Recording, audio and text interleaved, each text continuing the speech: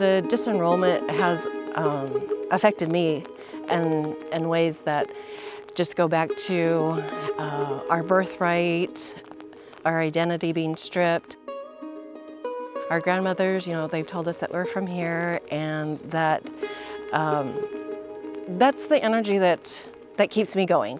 Because there's many times where I'm like, I can just move away from here and be done with it. But I think about my grandmother and her telling me that, we're from here. She lived here in the 80s, and she passed away here. She was the only one of the last ones to speak the language, and she did basket weaving. I mean, my dad has hundreds of baskets in his house from her. Grew up with these people for years, then all of a sudden they can't talk to those rabangs or something, or you're in trouble. It's just really messed up. I know who I am, I know where I come from, and I'm grounded in that.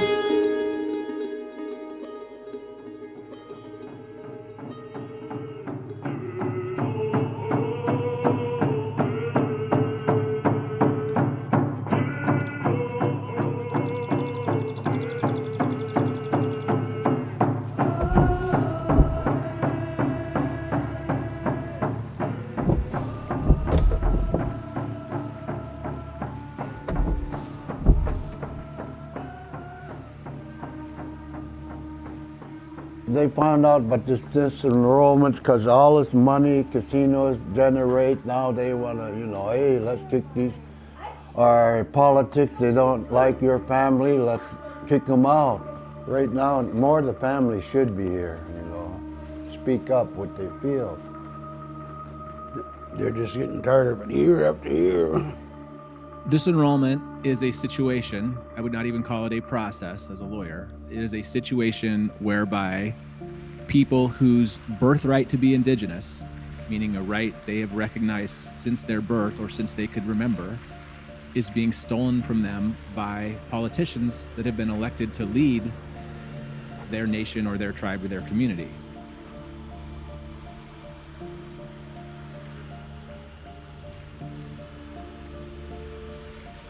Today, the latest or last chapter of the saga concerned the threatened physical ejectment of as many as 21 Nooksack families from their homes and the taking of their homes without due process or just compensation.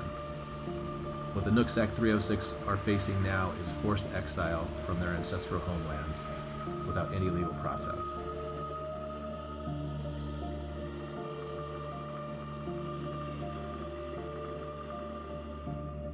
Gabe, what's Gabe's last name? That's a great man. He's been fighting them. They kicked him off our reservation. He can't even come on our res. We won't let him come in the courtroom, back us up, or anything. I showed up to the Nooksack Housing Authority with Michelle Roberts to assist her in an administrative hearing that was intended to cause her eviction. I was not allowed in the building to assist her, despite a court ruling that allows me to practice law at Nooksack. And then I had the cops called on me. And I was ultimately told that I could not return to the Housing Authority office or I would be criminally trespassed, meaning cited and potentially arrested. Sitting here today, this dispute arose 11 years ago this week. And in a few short days, we will be entering the 12th year of this controversy.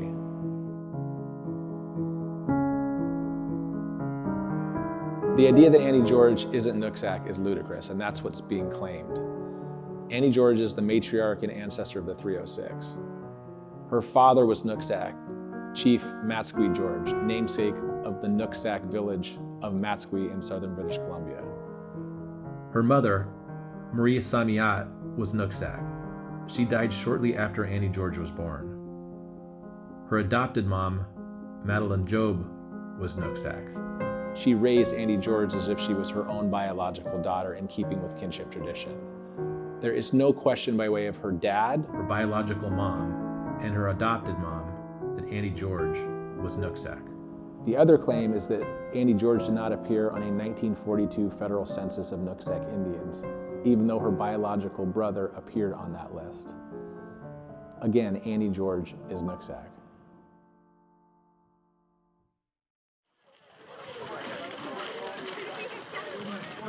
Hold right there, give you. Hi.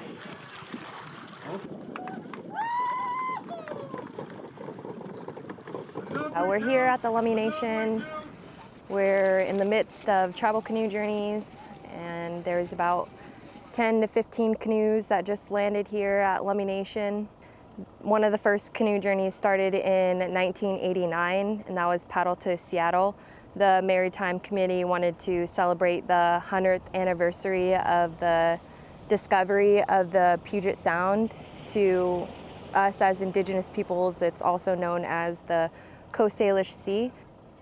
There has been a long history of Indigenous peoples who have traveled these traditional highways, we call them, and it's just a way of us to continue on those traditions and our culture of using the water as our traditional highways.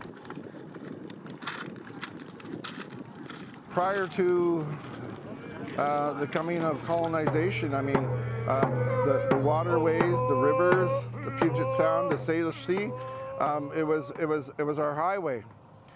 There was an economy, there was political structures, all of that was in place long, long ago. So this canoe journey, when they started back up, it was to try to recognize and touch the past, reinvigorate some of these old ties, recognizing those old protocols that were in place that helped actually shape and control the social economic fabric of the society as it existed long ago. This journey is important because it provides healing for us and provides strength in times where we may not necessarily have it.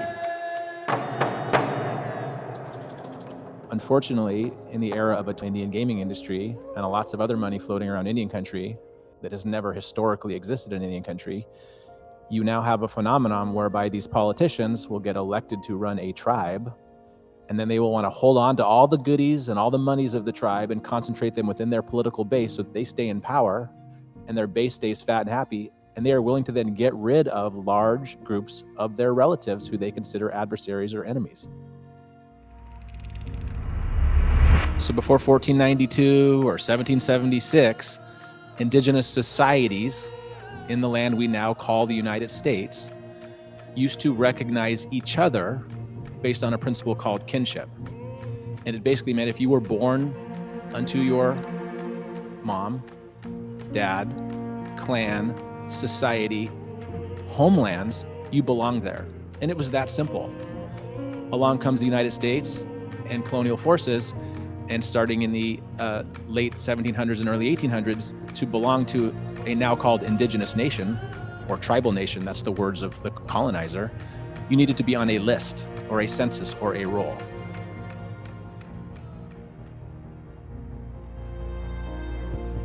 When Congress passed the Indian Gaming Regulatory Act, the tribes reserved the right to self-regulate gaming.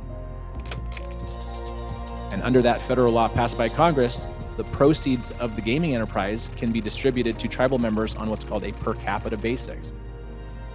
Well, the sick math is if you're a tribe of 2,000 and you're getting $500 a month in per cap, as it's called, and a politician says, well, let's get rid of 1,000 of our relatives, I will promise the remaining 1,000, $1,000 a month. That politician then carries out his or her wishes, and he has the support of the remaining 1,000 to do that. Now, to finish the job, these politicians are trying to take my folks 21 homes.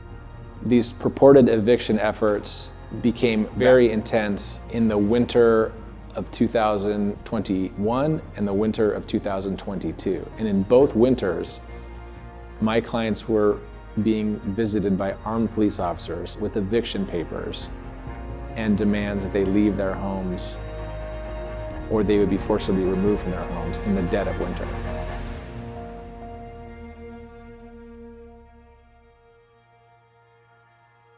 So we just left my house up here in False Creek. My other cousin lives a block down from me. And we're just going down the hill here, and I'll show you where some of the elders live and their children.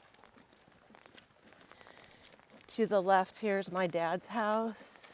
So he's very close to me, so I could take care of him. He's been dealing with some dementia, so it's helpful to be very close to him.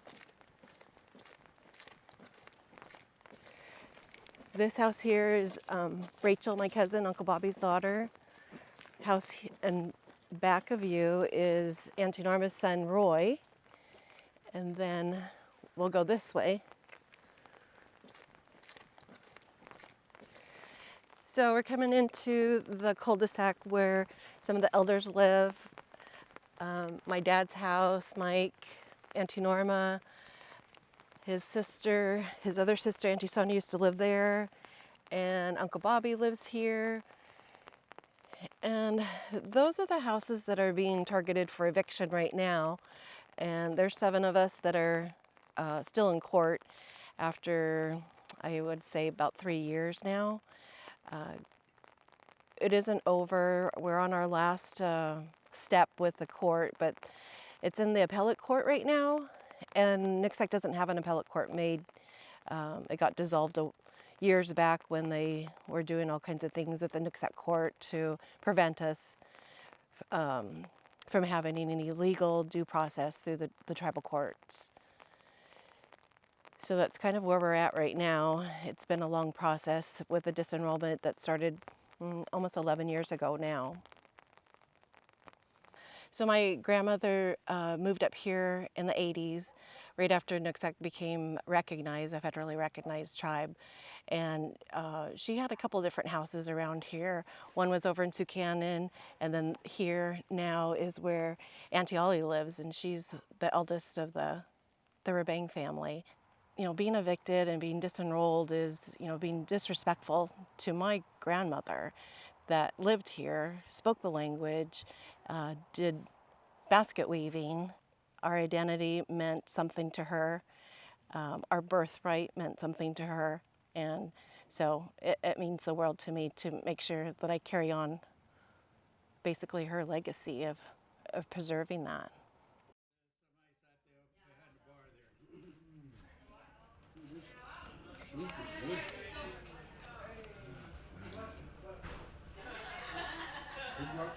Last night, that's all I ate. Crab and I just ate long rice. Oh, and that, I ate that too. That's all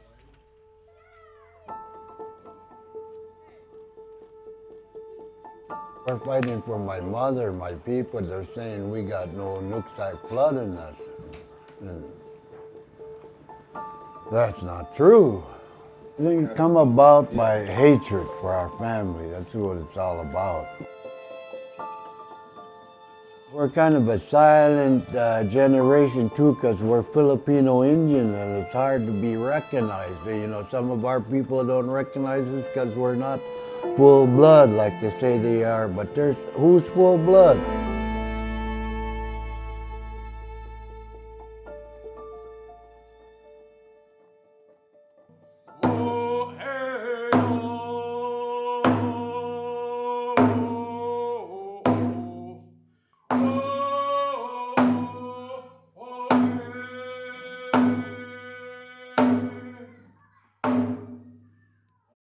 My mother always told me that's where we came from.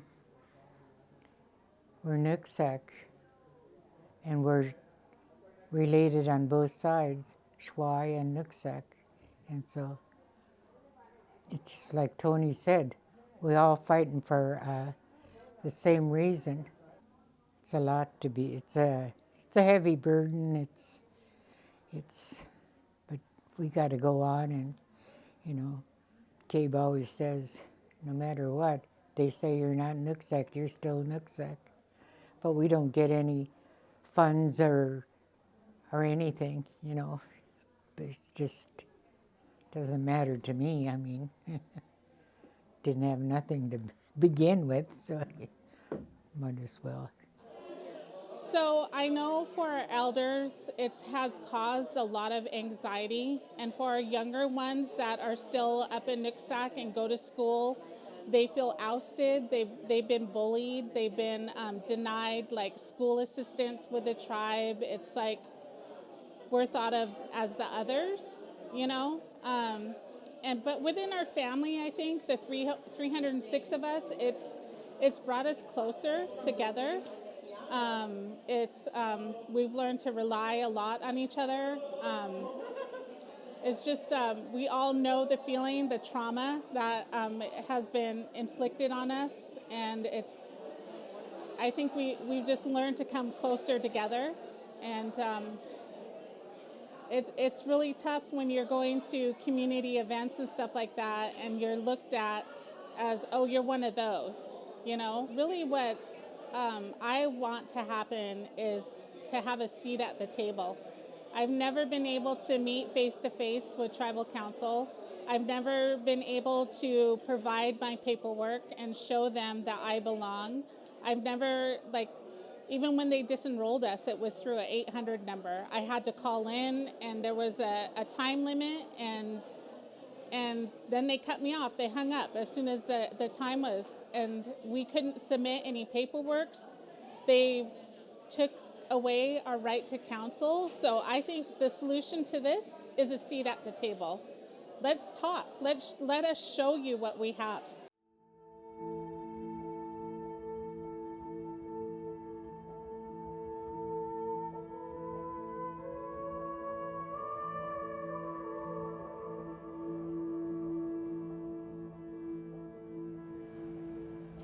It's tough on our kids too, the younger ones. They fight in school and say, hey, you guys don't belong here. No, they hear that, you know. And they come home and say, talking, but they said, we don't belong here. I said, you got every right to be here. You tell them. So our kids take tough times too in school. Bring that up in their face. You got some cruel people here. Yeah. A lot of them are nice. You know. Yeah, there is. Yeah. Because, you know, we've been here 15, 30 years. I mean, over 30 years. Yeah. And, you know, we met a lot of them, and they're pretty nice. I mean, grew up with them, you know. But there's just certain families that grew up with these people for years, then all of a sudden they stop talking to you. Even your good friends, if they get, you know, if you see that you're friends with us, then they'll cut them off or something, or can't talk to those rabangs or something, you know, or you're in trouble. You know, it breaks their hearts. This is where they raise their kids. This is their community. They put in a lot of work here. So especially my grandmother and my grandfather, my pops, watching them go through it is hard because this is all that they know. This is what they raise their kids, their grandkids to know. And it's struggling because they deserve better. They deserve the benefits. They deserve to be pillars in this community just as much as anybody else. We grew up, you know, supporting ourselves off of the land, off of the earth. And, you know, during the summer, we do our fishing. You know, we sit there, would take our kids and they would show them how to, you know, live off the land, to do that fishing out of the nets, to, you know, whether it's clam digging, whether it's hunting or gathering, you know, fruits and berries out of the forest. And not to be able to have that access to do so, you know, it feels like it's stealing part of our identity. It's always a difficult subject to sit there and talk about because, you know, it has such an emotional impact, you know, because, you know, watching our elders, you know, the stuff that we're put through, that, you know, losing, you know, friends that are other members that are, you know, of Nooksack that we grew up with, you know, for them, you know, to kind of just turn their back on you and not stick up for you. And it's difficult. It's, you know, then to watch your kids, you know, go through these fights with, you know, either their cousins that are on, you know, a different side of the families or whatever, and it's painful. It hurts. This is, you know, what I grew up knowing as home, regardless of wherever I was. This is what was home. Having the stories and being able to at least pass them down and at least talk about them, you know, and having that is what we have. But yeah, some things they won't know, some things they will not be able to try, you know, physically if we're fully removed from the tribe. Honestly, I just hope that we are able to live a life where we don't have to be fearful or be afraid. And I feel like the moments that I feel most afraid are the moments that I think that, you know, my grandpa's house or any of his siblings' houses could be taken away from them and they would be left without a home anymore. And I think that's the most thing that scares me today. It's not even myself, because I've gotten to a place of I'm content with who I am. You know, there was for so long where I mean, I hate to say it, but I gave them the power over me, you know? I got to a point where I'm like, am I Nooksack? You know? Am I Indigenous? Do I belong? You know, and I'm not in that place anymore. I know who I am. I know where I come from, and I'm grounded in that. And my guiding star that I use throughout my life is all those who have come before me.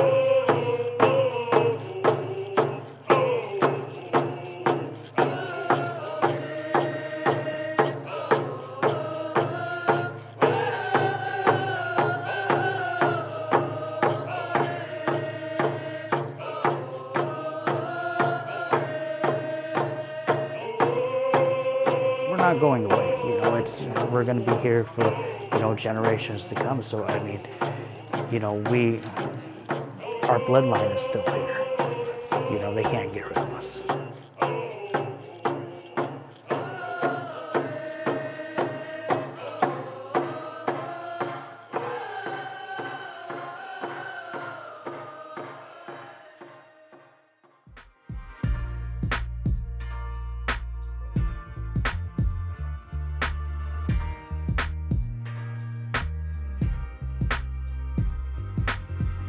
Take my eyes so you may see the pain disenrollment's causing.